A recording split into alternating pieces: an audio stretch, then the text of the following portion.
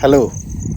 मेरे पीछे ये जो नीला आसमान दिख रहा है, ये नीला आसमान इसलिए नहीं है कि मैंने कोई इसमें कलाकारी की है। ये यहाँ की हवा की और यहाँ के मौसम की और यहाँ की, कह सकते हैं यहाँ की जो वायु में जो शुद्धता है, उसकी वजह से ये आसमान नीला है। जहाँ शहरों में एक तरफ लोग भौतिकता की तरफ भाग रहे हैं, और उस समय ऐसा नहीं है कि मैं भी भौतिकता के प्रति नहीं हूँ। मेरे पास गाड़ी है और ये जो कैमरा है वो भी भौतिकता का प्रतीक है। पर लेकिन आप जब कभी इस सब के साथ जब ऐसे स्थानों पे आते हैं, एक समय रहा था लोग इसको इतना बदनाम जगह कर रखी थी, यहाँ के लोगों ने इसको कहते थे कि यहाँ पे बहुत सारे डकैत रहते हैं। पर रियलिटी कुछ और है। यहाँ के लोग बहुत सच्चे हैं, ईमानदार हैं और अपनी मेहनत की रोटी खाते हैं, किसी और का कुछ नहीं खाते हैं। यहाँ चाहे कुछ भी ना सर्वाइवल के लिए हो, फिर भी लोग सिर्फ और सिर्फ मेहनत को ही प्रेफर करते हैं। पर लेकिन जिस तरीके से मीडिया में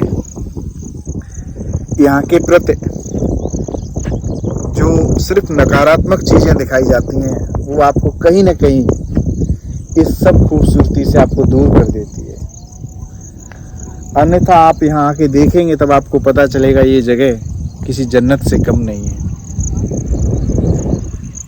और इस जन्नत को आपको देखना है तो एक बार ज़रूर आइए।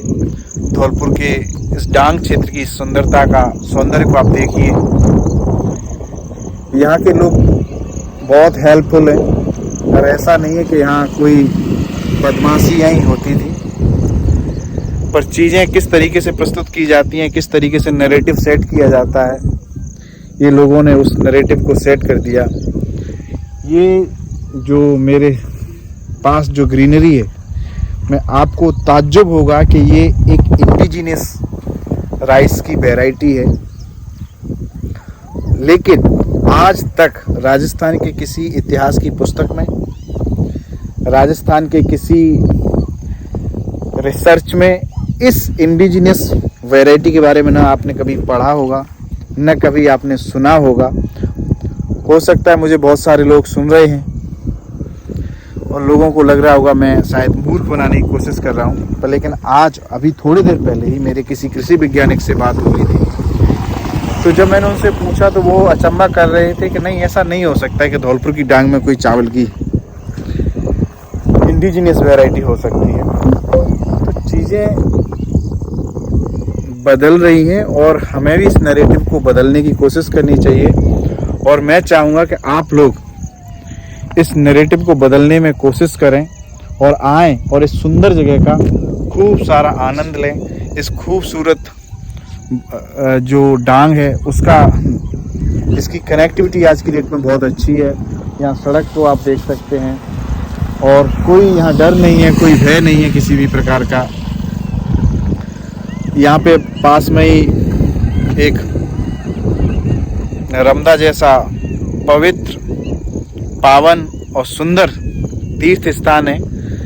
इसके ठीक मेरे जिधर जो मेरा फेस डायरेक्ट कर रहा है, उस साइड में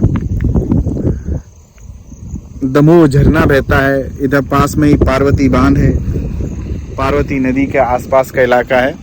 तो बहुत बहुत धन्यवाद, आप सबने मुझे सुना, इसके लिए नमस्कार। जब भी आपको समय मिले तो ज़रूर आइए। धौलपुर की डांग, धौर की डांग, नादनपुर की डांग ज़रूर आइए। Thank you.